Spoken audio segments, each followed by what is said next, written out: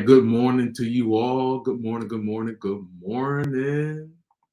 I'm feeling well, and I hope that you're feeling well. It's a wonderful, wonderful day. I just got done exercising with my wife, doing a nice little 15-minute, 20-minute walk. I feel great.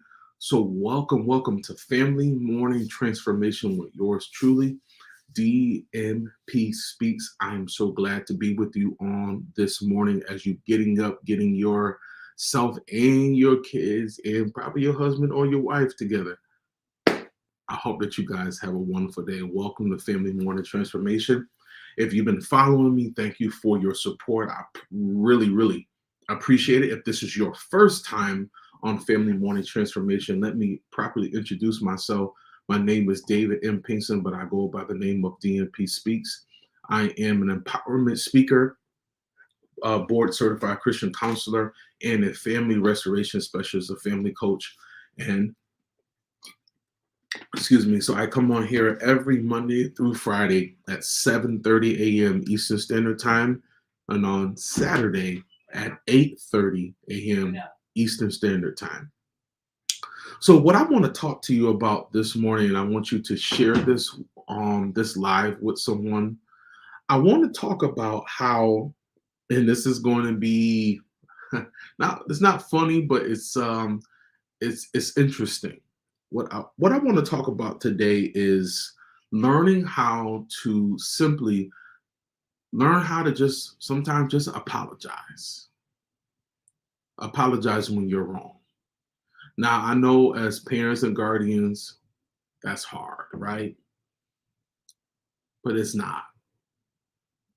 It's not that hard. You know why it's not that hard?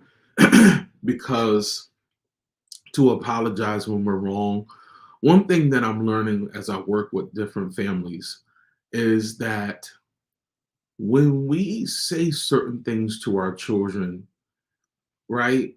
And even if we could be right in some sense, it's the tone as it, the tone is when like how we say certain things and our tone of voice, the magnitude in our voice, the aggression sometimes in our voice can be a bit much, right? I've been guilty. I've been guilty of being maybe a little too aggressive with my niece, especially with my son. And sometimes we feel like we don't have to apologize, but sometimes we do. Sometimes we can be a little much, right? We have to learn how to apologize. Now, do you have to? Am I saying you have to? Of course not. But that's your choice, right? But what I'm saying is to build this relationship up when you are in the wrong, it's just good to apologize because it makes that child or children know, listen, not only do I love you, not only am I providing for you, I respect you. I respect you enough. Even if you have, your 8, 9, 10 year olds. If you messed up, it doesn't take away from you being the parent, right? It doesn't take away from you uh, being able to uh, be able to still be the authority figure. Sometimes when we apologize, it gives us a sense of, or gives that child a sense of, mommy or daddy really cares about who I am. And even though they're the parent, they respect me enough to just apologize. And I know that's a lot for us to do sometimes. It's a lot for us to be able to open our mouths and apologize. But if you want to draw closer to your child, and if you have made them upset, if you have yelled, screamed, did something that hurt their feelings, and why am I talking about this? Because this is a real thing. This is not something fictitious and something that I'm making up. When we learn how to apologize, we get more access to our children. I'm not saying you have to be apologetic for everything, right? But you know the things that you have said, you know the way that you maybe came off and you were probably right, right? But it's the way you said it. Sometimes, a lot of times our children are very sensitive, even our boys, they won't admit it. But man, Why did mom have to yell like that? Why did she have to say it in that way?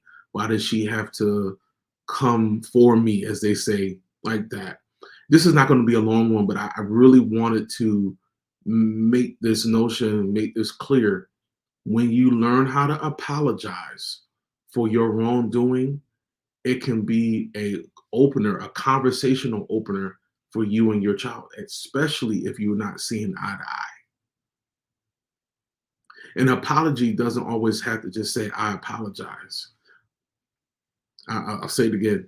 You always don't always have to say, I apologize and I was in the wrong. Sometimes you can just say, hey, I meant what I said. I'm not changing that. But the way and the tone and the aggressiveness and the nature of how I said it to you, I'm apologizing because I never want you to feel less than. So, you could even explain yourself. Listen, when you do this, this is why I react. When you don't listen, this is why I react. So when I'm saying something to you, son, daughter, grandchild, I'm expecting you to listen. And this is why I get upset, because I have to tell you over and over. So what I'm saying to you, parents and guardians, I'm not saying that you always have to be apologetic for every situation or feel like you have to explain yourself. What I'm saying to you is there are times that we have to get off our high horse, right? And come down to their level, not all the way, but to let them know, yes, I'm your parent, I'm your guardian, I'm looking over you. You're my child, all that good stuff that I hear, right? But I am big enough to admit when I was wrong. I can admit, and I shouldn't have talked to you like that. Because a lot of times, if you're continuously yelling and screaming and bickering and doing all the things that we do sometimes, you push that child away. You push that child away to talk to somebody else, or don't talk. You have some of your kids or grandkids, they just will not talk to you. They'll be respectful and say, yes, ma'am, yes, sir, okay, but they won't have conversations with you. You won't have a dialogue with them. So sometimes it's just good to say, I'm sorry. I apologize. I've done it many times with my son. I apologize for how I talk to you, but you are annoying because you're not listening, right? But I'll apologize. I know this is not very popular this morning, what I'm saying. Um, but I'm saying this all for a reason. This is my reasoning that I'm going to get off, and please share this if you care. The reason why I'm saying this, because a lot of teens feel that their parent is not only hard on them, but harsh to them. Let me repeat that. A lot of teens feel that their parents or guardians are not just hard on them. It's one thing to be hard and love hard, but it's another thing to be harsh and rude and nasty. That's how you start to push your child away, your grandchild away, in that you guys are not as close as you used to be because you're constantly doing it. And another reason why I'm saying this, we also have to work on our own particular personal temperament. We got to work on our temperament, y'all. I had to work on mine. I'm not exempt. I had to work on mine, but I had to realize, if I want me and my son's relationship to build, every conversation, even when I'm irritated and frustrated, doesn't have to be a yelling match, or it doesn't have to be a yelling presentation, as I say. It doesn't have to be that. I don't have to keep presenting myself so I'm so angry. Sometimes you got to be able to. You have to kind of what's the word I'm looking for? It's coming to my mind. You have to keep that anger held in, and you always can't show that all the time. Does that make sense? Am I making sense? We always don't have to show how angry we are all the time, because our kids are not going to really enjoy, and they're going to miss out on how wonderful you are as a parent, right? Because if we're always yelling, if we're always screaming, if we're always just talking so loud all the time, just so aggressive, how can we move forward in our relationship? How can we move forward in our continuation of growth with one another if they always feel attacked? Every conversation they're on, and they're on the defensive mode. They got, of course, they're not going to hit you, but they're mentally and emotionally, they got their fences up. They got their defenses up because here you come again. So then when you want to have a regular conversation, these are up. Not physically again, but they got the wall up. Because here I have to deflect all the time when I'm talking to mom. I always got to deflect when I'm talking to dad. I don't want to. I know you don't want to run your house like a dictatorship. Because I'm gonna be honest with you, that's not healthy. I'm just going to tell you, that's just not healthy. You could be militant, right? You can be authoritative, but you don't have to be nasty. You can be strong, but you ain't gotta be rude. Does that make sense? I know I'm not going to be popular this morning with this one, but I believe that I'm not saying you got to be, as my father used to say, a jelly back. It's an old school term. It's old school term.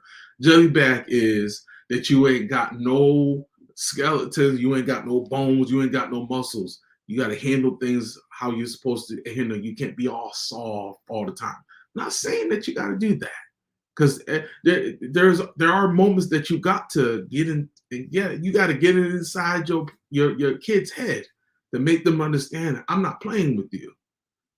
But to build your family, to build that family dynamic, you don't have to be nasty.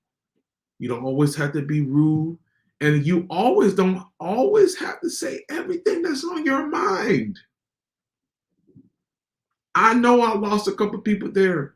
You don't always have to say everything that's on your mind, because remember, if you're already frustrated, if you're already peed off, whatever's on your mind, and you go off on your child, you going off on your child on that particular thing, and that other stuff that's in your mind, that's going to come out. Right? So, how do you fix that? Sometimes you got to say, man, I want to go off on my child, but maybe I shouldn't. I'm going to keep that. So, we have to be able to have a filter, and I'm done. We got to be able to have a filter and say, you know what? That situation has nothing to do with this one. I could connect it, but it really doesn't have anything to do. I'm just upset about this happening yesterday. And sometimes, because if it happens over and over with that child, then you have to address it. But sometimes, if we could be honest, and I'm done, we like to add certain things that have nothing to do with that current situation. I found myself in that as well, adding certain old stuff that I should have talked about to my child before, but I didn't. So, what am I saying? I'm done. Sometimes we just have to learn how to apologize. And I'm adding this on. Watch what we say in our temperament, so we can have a little bit control, because we, at the end of the day, we want our child to come to us. We want our child to not only love us, they love us, but to actually have conversation, enjoy the conversation, enjoy the backwards and forwards of the conversation. That's what we need to have. So I'm going to close with this. There's somebody out there. There's a family out there. There's a mother out there. There's a grandmother out there. There's a father out there. There's a godmother out there. There's a aunt out there. You know that you having some difficulties. I won't say you're struggling. Some of you might be struggling, but I want you to know that there is help for you. You don't have to do this by yourself. You don't have to deal with these situations in your family by yourself. You need help with this, what we talked about today, but you also need some help in some other areas. All you got to do is believe in yourself enough that there's help, and there is help for you. And I want to be able to be that help for you. I want you to go and click on my link, click on my bio, click on the link, and sign up for your free 30-minute call. And listen, I will do all that I can to see how I can help you and your family rebuild your family dynamic. But listen, thank you so much for your time. Listen, catch me on uh, Thursday at 9 p.m. for a brand new uh, topic for my podcast, which is called the Better Podcast. And also catch me this Saturday on Speak Out Loud Radio at Fire 716 Radio. You can download the app at the App Store or your Android. Listen, thank you so much for your time. Catch me tomorrow at 7:30 a.m. Eastern Standard Time. Again, everybody, have a wonderful and blessed day. Peace.